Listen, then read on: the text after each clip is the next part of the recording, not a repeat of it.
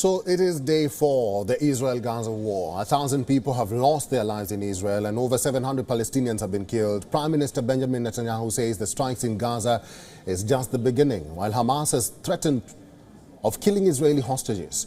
Before we delve into the fine prints of this war, let's take you through some big developments of today. Moments back, sirens were heard in Israel's Ashkelon. It is a southern coastal city in Israel. A barrage of missiles were fired from Gaza. Earlier, the spokesperson for Hamas threatened the people of Ashkelon. The Palestinian group had warned of major rocket attacks. Hamas says it is in response to Israel displacing the Palestinian people.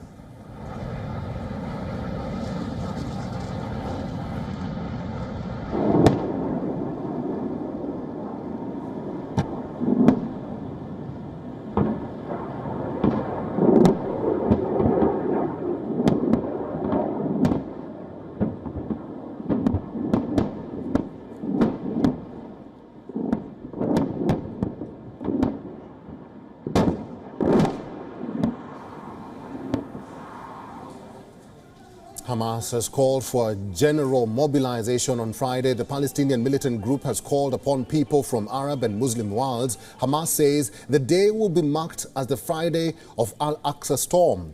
Today, Hamas has also called on young Palestinians in the occupied West Bank to confront Israeli soldiers. This region sits in the Eastern Front. It is home to about 3 million Palestinians. Today, Israel's military drafted a record number of reservists to counter Hamas. 300,000 people have been called in to launch Israel's offensive operation. This is on top of Israel's mandatory military service. Israeli citizens aged 18 years or above have to serve in the military. The country has also arranged special flights to bring back reservists living overseas.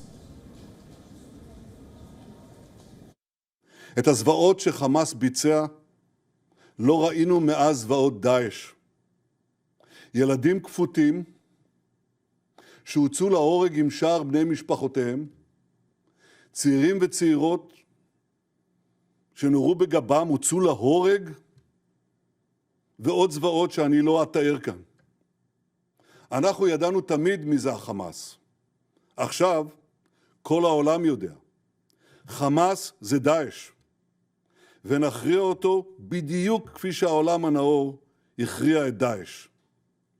האויב הנאלח הזה רצה מלחמה, הוא יקבל מלחמה.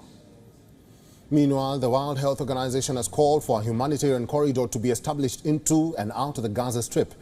The body claims that 200,000 people have been displaced within Gaza Strip.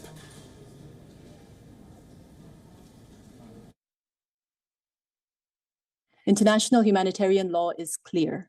The obligation to take constant care to spare the civilian population and civilian objects remains applicable throughout the attacks. Israel has released some worrying data. The army says bodies of approximately 1,500 Hamas militants have been recovered inside Israel. This number is worrying because right now the combined death toll is barely over 1,700. Just for a quick recap for our viewers, the fighting started on Saturday, October the 7th. Hamas launched ground, air and sea attacks in southern Israel.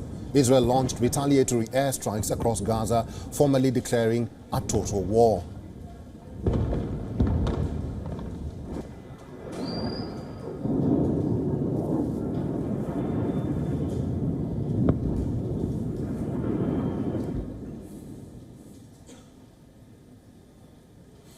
Our correspondent Jody Cohen, who has been covering the Israel war for us very closely from Ground Zero, has sent us this report.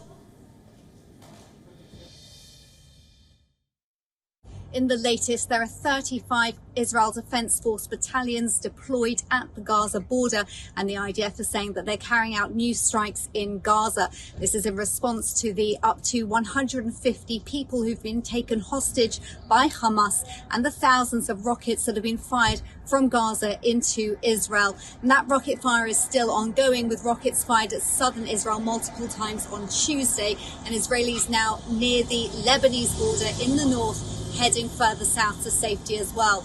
Now, the IDF is today telling up to 100 Israeli families that their relatives are being held hostage by Hamas. I spoke with a citizen of Ireland earlier about his missing relative, and he's calling on the Irish government to get involved. And this afternoon, we can expect to hear from families from the US with missing loved ones who are calling on President Biden also to get involved. We can expect to hear more stories like this over the coming days, as well as stories of Palestinian civilians caught up in the strikes in Gaza. The World Health Organization now calling for a humanitarian corridor into Gaza. This is Jodie Cohen for WION World as One. WION is now available in your country. Download the app now and get all the news on the move.